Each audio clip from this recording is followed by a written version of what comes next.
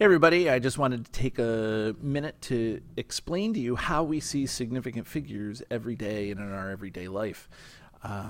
Believe it or not, they're in a lot of places, a lot more places than you would imagine. So here we have nutrition facts from chocolate turtle squares, and I got a little nervous when I saw the serving size was 2 turtles, and I was like, ooh. But then I realized that it was just a candy. So look at the number of calories. Notice it says 220 calories. Do you think that it just so happens that the calories for these chocolate turtle squares happens to be exactly 220 calories? Or for that matter, take out almost any thing with the nutrition, any food item or drink that has nutrition facts on it. Notice that they all happen to be rounded to the tens spot. You know, Light and Fit yogurt with 80 calories, or Oreo cookies with 150 calories, or there's very rarely do you see something reported to the one spot in calories. Is it coincidence that all food everywhere just happens to be exactly some number that is 10? That ends in 10, or that has no ones place? No, that's not the case. What they're doing is they're using significant figures and they're rounding their values to the 10 spot instead of the 1 spot or the 10th spot.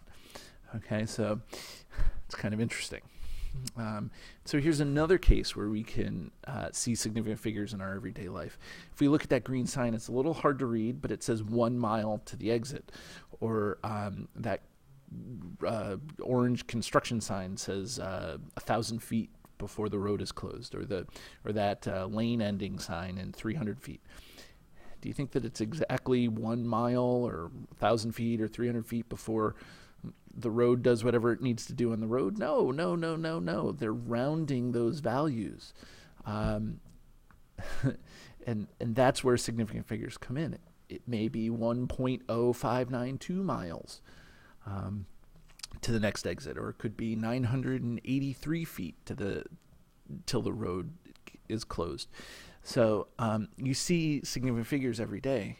One of the biggest places that you see significant figures is in the print media or on websites and things like that are reporting reliable news. I'm sure you see it other places, but I'm only trying to take reliable resources here. So if we look at those headlines about Michigan and other places undergoing budget crises, it says that Michigan is facing a $1.8 billion crisis, and the one right below it, it says that it's going to have a budget shortfall of $1.725 billion. Now, do you think it just so happens that their budget happens to be, exactly $1.8 billion or $1.725 billion?